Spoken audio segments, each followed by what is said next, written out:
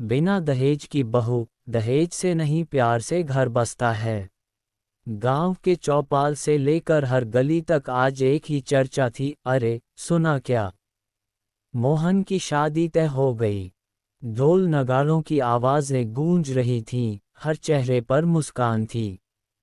मोहन, जो मुंबई में नौकरी करता था, उसकी शादी पास के गांव की सुशील और संस्कारी लड़की टीना से होने जा रही थी।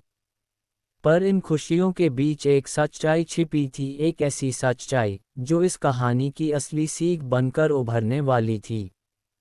क्योंकि यह कहानी सिर्फ एक शादी की नहीं थी, बल्कि बिना दहेज की बहू के उस साहस और संस्कार की थी, जिसने एक लालची सोच को बदलकर प्यार की मिसाल बना दिया। गांव की गलियों में आज फिर से ढोल बज रहे थे, अरे सुनो, मोहन की शादी तय हो गई। सब तरफ यही चर्चा थी।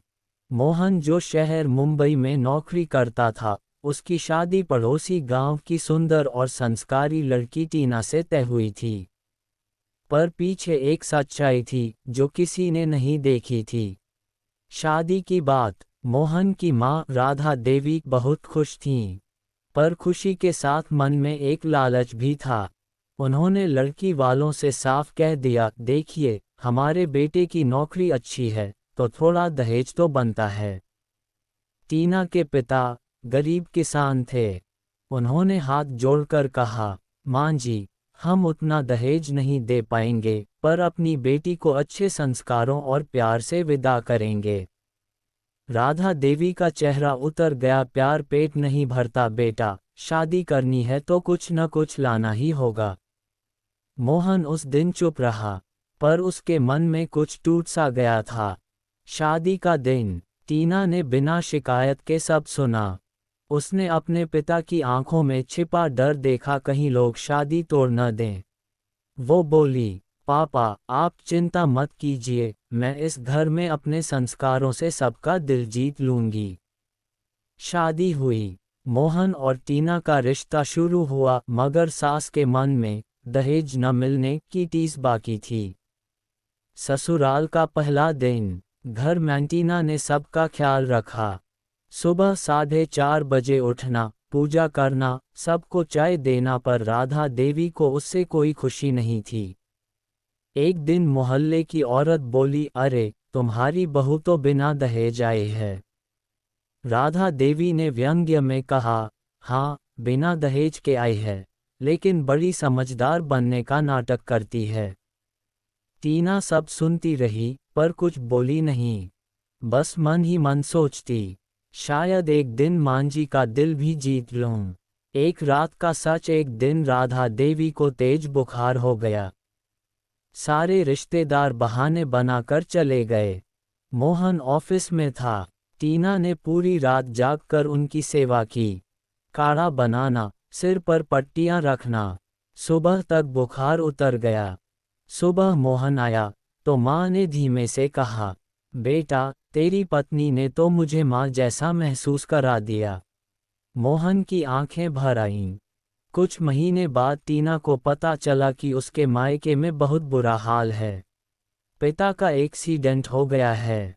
वो दौड़कर मायके पहुंची तो देखा, घर बिकने वाला है, इलाज के पैसे नहीं हैं। वो रो पड़ी, हे भगवान, मैं क्या करूं। राधा देवी को जब ये पता चला तो उन्होंने गहनों की पेटी निकाली और कहा, ये ले बेटा, तेरे पिताजी का इलाज करा। टीना हैरान होकर बोली, मां जी, ये तो आपकी शादी के गहने हैं। मां ने मुस्कुराकर कहा, जब तू दहेज नहीं लाई तब भी तूने मेरा घर संभाल लिया था। अब ये गहने तेरे पिता के काम आएंगे। अंतिम सस्पेंस खुला कुछ दिन बाद। मोहन ने मां को बताया, मां, सच तो ये है कि उस दिन जब आपने दहेज की बात की थी, मैंने टीना से अलग बात की थी। मैंने उससे कहा था, अगर तू चाहे तो ये रिश्ता तोड़ सकते हैं। पर उसने कहा था, नहीं मोहन, मैं इस घर में अपने कर्मों से दहेज की कीमत चुका दूंगी। राधा देवी की आंखों से आंसू बह निकले। उन्होंने टीना को गले लगाते हुए कहा, बेटी, आज समझ में आया। घर दहेज से नहीं, संस्कार और प्यार से बसता है। अंत में आपके लिए संदेश। टीना के त्याग और प्रेम ने सबका दिल जीत लिया। घर में अब खुशियां थीं, रिश्तों में मिठास थी। लोग कहते थे कभी इस घर में दहेज की बात होती थी, अब सिर्फ दहेज नहीं, बेटी ही लक्ष्मी है, कहा जाता है। आज वही घर, जहां कभी दहेज की बातें होती थीं, वहां अब सिर्फ संस्कार और प्यार की खुशबू थी। राधा देवी हर किसी से गर्व से कहतीं, हमारी बहू टीना दहेज लेकर नहीं आई थी, पर वो अपने साथ लक्ष्मी लेकर आई थी, अपने कर्मों और प्रेम के रूप में। गांव की औरतें अब अपनी बेटियों से कहतीं, बेटा, दहेज मत मांगना, टीना जैसी बहू बनना। इस कहानी ने सबको सिखाया, घर दहेज से नहीं, दिल से बसता है। धन से नहीं, संस्कार से रिश्ते बनते हैं। और सबसे बढ़कर, बिना दहेज की बहू ही असली लक्ष्मी होती है।